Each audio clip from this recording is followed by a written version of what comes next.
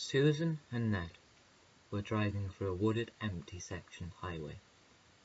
Lightning flashed, thunder roared, and the sky went dark in a torrential downpour. "We better stop," said Susan. Ned nodded his head in agreement. He stepped on the brake, and suddenly the car started to slide in the slick pavement. They plunged off the road and slid to a halt at the bottom of an incline. Pale and shaking, Ned quickly turned to check if Susan was all right. She nodded. Ned relaxed and looked through the rain-soaked windows.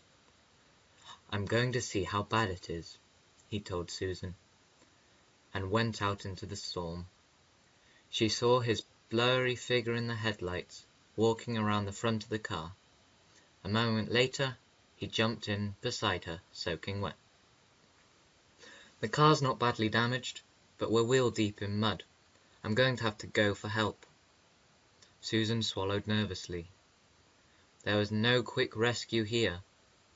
He told her to turn off the headlights and lock the doors until he returned. Axe Murder Hollow. Although Ned hadn't said the name aloud, they both knew what he was thinking when he said to lock the car.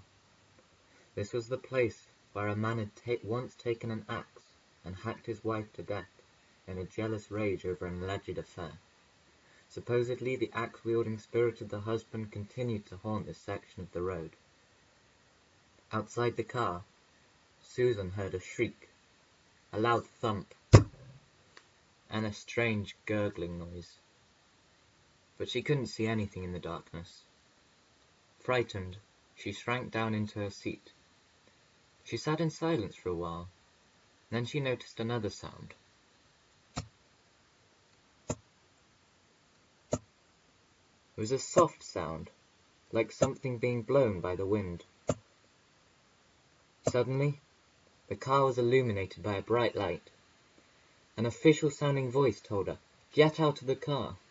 Nan must have found a police officer. She unlocked the door and stepped out of the car. As her eyes adjusted to the bright light, she saw it. Hanging by his feet from the tree next to the car was the dead body of Ned. His bloody throat had been cut so deeply that he was nearly decapitated. The wind swung his corpse back and forth so that it thumped against a tree. Susan screamed and ran towards the voice and the light. As she drew close, she realized that the light was not coming from a flashlight.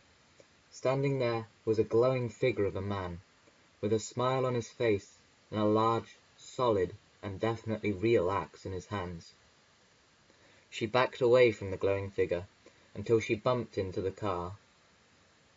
"Playing around when my back is turned?" the ghost whispered, stroking the sharp blade of the axe with his fingers. "You've been very bad."